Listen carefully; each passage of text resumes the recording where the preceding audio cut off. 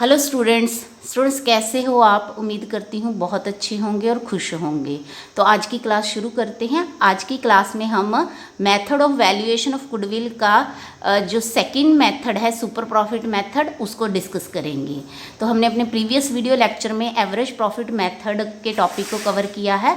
तो आज हम सुपर प्रॉफिट मेथड को समझते हैं। बच्चे इसके अंडर गुडविल कैलकुलेट करने के लिए हमें कुछ स्टेप्स फॉलो करने होंगे। तो जो फर्स्ट स्टेप है वो है कैलकुलेट एवरेज कैपिटल एम्प्लॉयड। तो पहले मैं आपको कैपिटल एम्प्लॉयड का मीनिंग बताती हूँ बेटा। जो भी अमाउंट हमने बिजनेस में इन्वेस्ट किया होता है उसको हम बोलते हैं कैपिटल एम्प्लॉयड। तो एवरेज कैपिटल एम्प्लॉयड हमें इस मेथड के लिए चाहिए होती है, जिसका फॉर्मूला है opening capital employed plus closing capital employed divided by 2। तो बेटा अगर हमारे पास क्वेश्चन में ओपनिंग और क्लोजिंग कैपिटल एम्प्लॉयड है तो ठीक है, तो उससे हम एवरेज जो है वो कैलकुलेट कर लेंगे। पर अगर हमारे पास जो है ओपनिंग या फिर क्लोजिंग की अलग कैपिटल ना होके हमें सिंपल कैपिटल एम्प्लॉयड दी है तो हम उसको लेके भी अपना सम जो है वो सॉल्व कर सकते हैं। तो बच्चे सबसे पहले मैं आपको बताऊंगी कि आपने कैपिटल एम्प्लॉयड अगर आपको कैलकुलेटेड दी हुई है फिर तो ठीक है। पर अगर आपके पास कुछ ऐसी इन्फॉर्मेशन है जिससे आपको कि कैपिटल एम्प्लॉयड खुद कैलकुलेट करनी है तो वो आप कैसे कैलकुलेट कर रहे होगे। इसके लिए हमारे पास दो मेथड है। तो इनमें से जो भी इन्फॉर्मेशन के अकॉर्डिंगली हम इन दोनों में से किसी भी एक को अप्लाई करके अपनी कैपिटल एम्प्लॉयड कैलकुलेट कर सकते हैं। तो जो फर्स्ट मेथड है वो है लायबिलिटी साइड अप्रोच। इसके तहत अगर हमारे पास लायबिलिटी साइड की इंफॉर्मेशन हो तो फिर हमने कैसे जो है कैपिटल एम्प्लॉयड कैलकुलेट करनी है। उसका फॉर्मूला है कि capital plus reserves minus goodwill, अगर बुक्स में कोई हो हमारे पास गुडविल तो minus fictitious assets and minus non trade investment. बेटा फिक्टिशियस एसेट हमारे जो हमने लॉस होते हैं हमारे जो अभी हमने रिटर्न ऑफ नहीं किए उनको बोला जाता है।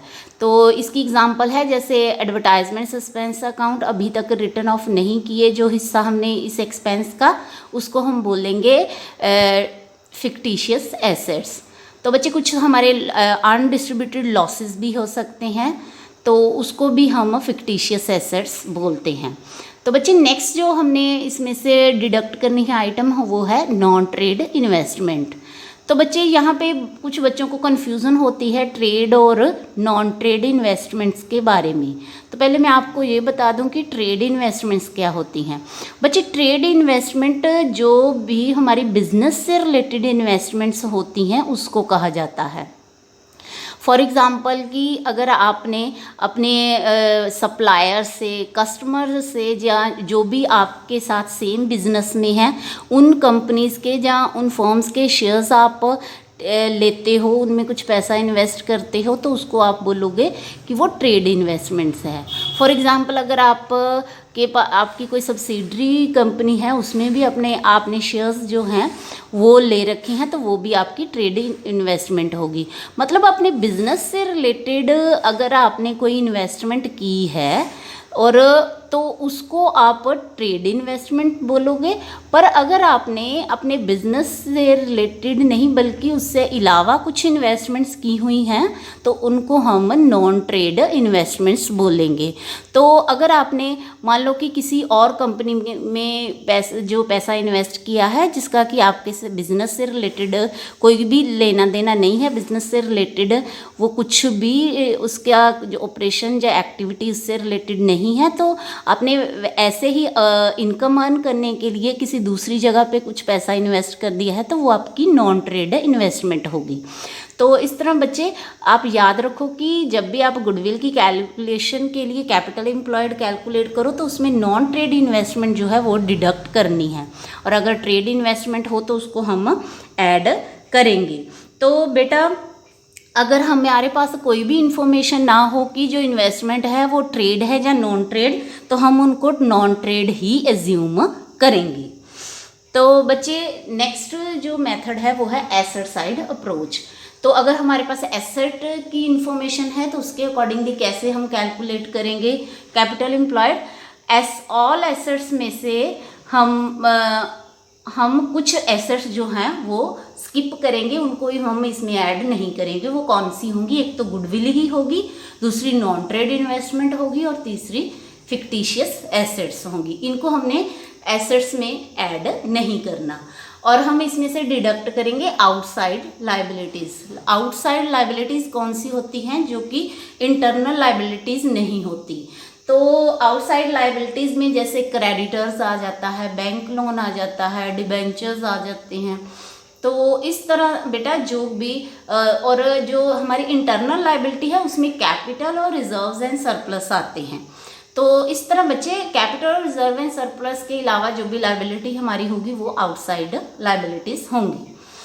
तो बच्चे इस तरह हम कैपिटल एम्प्लॉयड कैलकुलेट कर सकते हैं। याद रखो मैंने आपको बताया कि अगर आपके पास ओपनिंग और क्लोजिंग कैपिटल एम्प्लॉयड की इन्फॉर्मेशन नहीं है तो आपके पास जो भी इन्फॉर्मेशन है एक ही कैपिटल के बारे में, चाहे वो ओपनिंग है चाहे वो क्लोजिंग, आप उसी को लेके जो है वो अपना न्यूमेरिकल सॉल्व कर सकते हैं।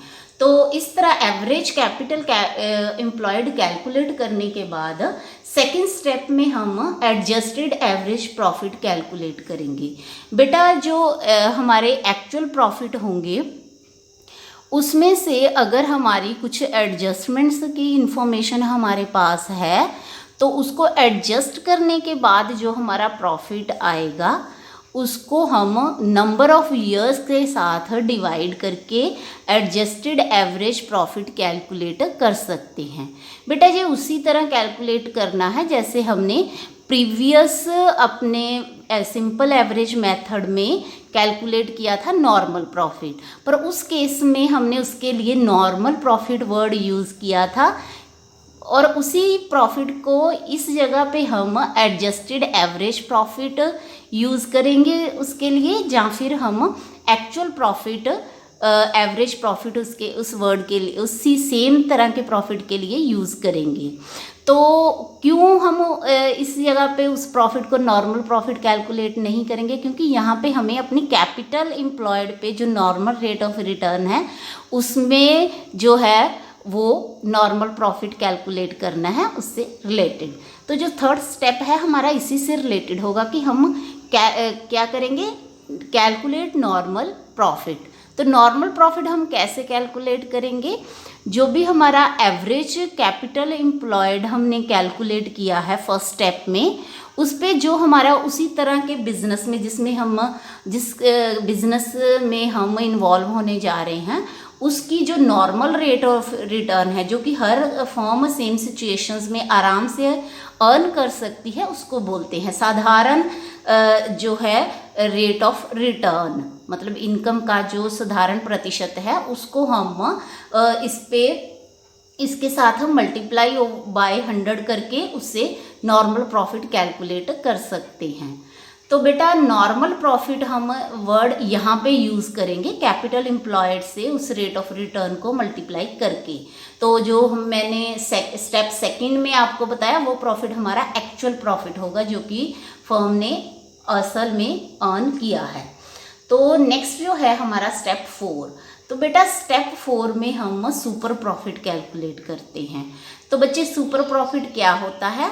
Super profit is the difference between average actual profit minus normal profit. जो प्रॉफिट हमने स्टेप 2 में कैलकुलेट किया है और जो प्रॉफिट हमने स्टेप 3 में कैलकुलेट किया है, दोनों के डिफरेंस को हम सुपर प्रॉफिट बोलते हैं। तो इसके अंडर अब जो स्टेप 5 होगा उसमें हम गुडविल कैलकुलेट करेंगे। तो गुडविल का क्या फॉर्मूला होगा? Super profit multiply by number of years purchase. तो इस तरह बेटा हम सुपर प्रॉफिट मेथड के अंडर गुडविल कैलकुलेट कर सकते हैं। तो बेटा मैं आपको ये बताऊंगी कि क्यों ये मेथड जो है वो as compare to average profit method जो है वो यूज़ किया जाता है। बेटा देखो जब भी हम बिजनेस परचेज करेंगे तो हर कोई जो इंटरेस्टेड होता है हायर अर्निंग्स में। तो जो नॉर्मल रेट ऑफ रिटर्न हर कोई जो है अर्न कर रहा है उससे ज़्यादा की एक्सपेक्टेशन एक बायर को होती है। तो वो गुडविल के लिए तभी आपको एक्सेस अमाउंट पे करने के लिए रेडी होगा अगर उसको जो है वो नॉर्मल प्रॉफिट से हायर अर्निंग होने की उम्मीद होगी, एक्सपेक्टेशंस होंगी। तो जो हायर प्रॉफिट हम अपने सेम जो है बिजनेस से बाकी फर्म्स के कंपैरिजन में अर्न करेंगे, उसी को हम बोलते हैं सुपर प्रॉफिट। तो इसके आधार पर अगर हम अपनी गुडविल की कैलकुलेशन करेंगे तो जो भी बायर की एक्सपेक्टेशंस होंगी उसके अकॉर्डिंगली वो जज कर पाएगा कि क्या मुझे इसके लिए इतना अमाउंट पे करना है या नहीं। तो बायर के पॉइंट ऑफ व्यू से जितनी उसकी एक्सेस प्रॉफिट अर्न करने की एक्सपेक्टेशंस है उसको ये सेटिस्फाइड करता है। तो इसीलिए बेटा ये मेथड जो है वो अप्लाई किया। तो बेटा इस मेथड को अच्छे से समझने के लिए मैंने टीएस गरेवाल की बुक से क्वेश्चन नंबर 29 नोट किया है। क्वेश्चन को रीड करते हैं। Goodwill valued at 3 years purchase of super profit method for which average profit of last 5 years is taken.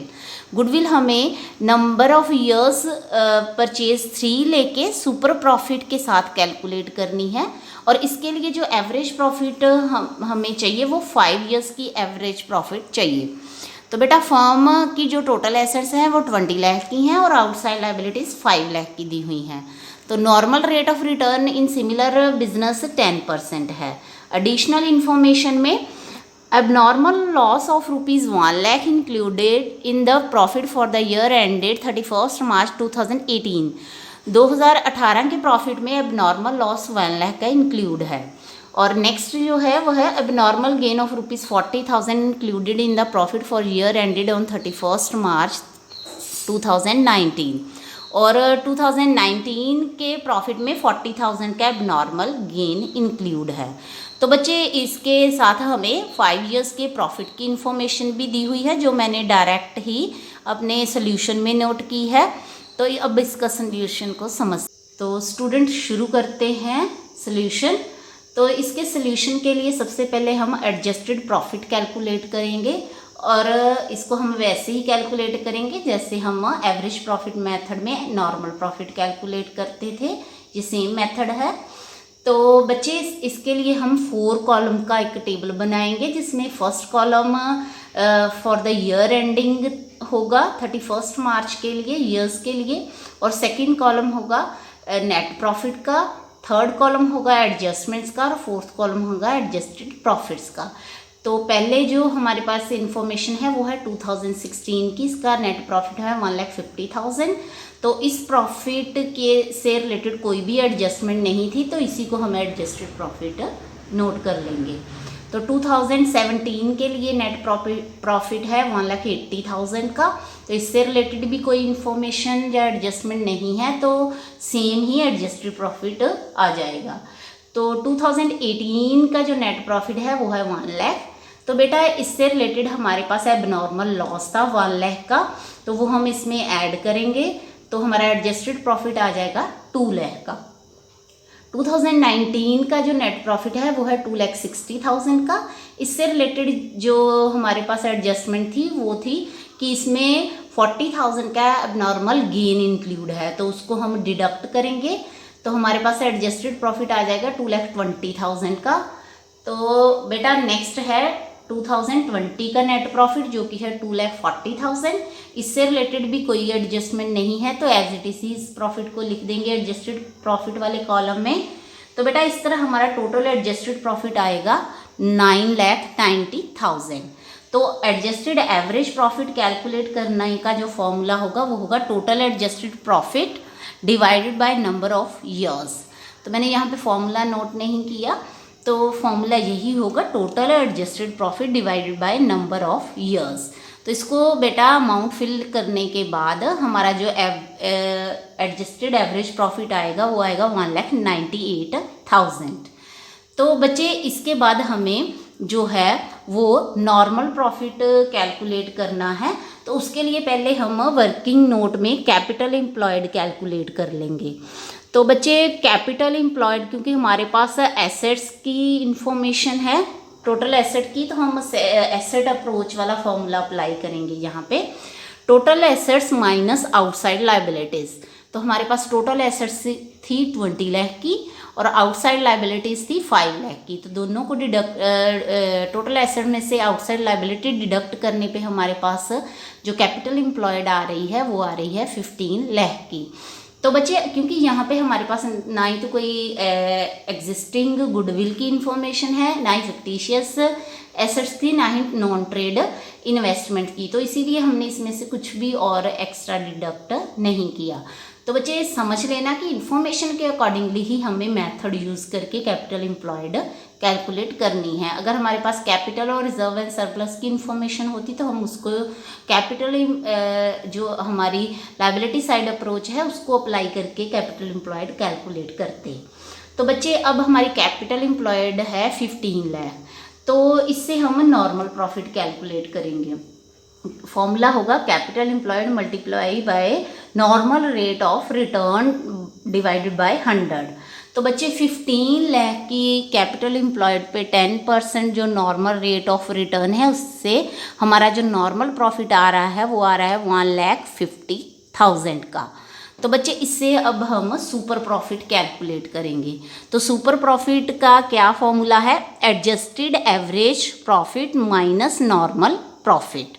तो एडजस्टेड एवरेज प्रॉफिट हमने कैलकुलेट किया 1,98,000 और उसमें से हम डिडक्ट क्या करेंगे, नॉर्मल प्रॉफिट जो कि हमने 1,50,000 कैलकुलेट किया है।